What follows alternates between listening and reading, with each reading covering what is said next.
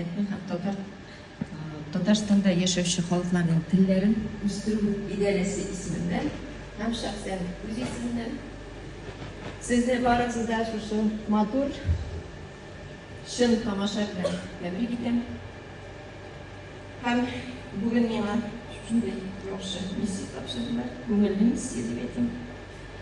Инде 20 ел сәхнәдә булып та бүгенге көнгә кадәр шушы мәдәнияттәге казанышлары өчен билгесе белән бүгенге көнгә кадәр бүләкләнмәгән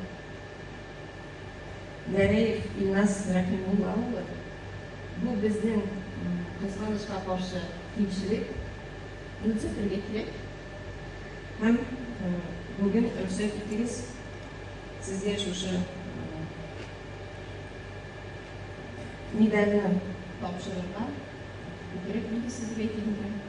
Татарстан Республикасы Мәдәният министрлыгы Аюпова Ирада Фирзановның исеменнән кул куелган Гәрәев Илназ Рәхимулла улына мәдәнияттәге казанышлары өчен билгесе тапшырыла.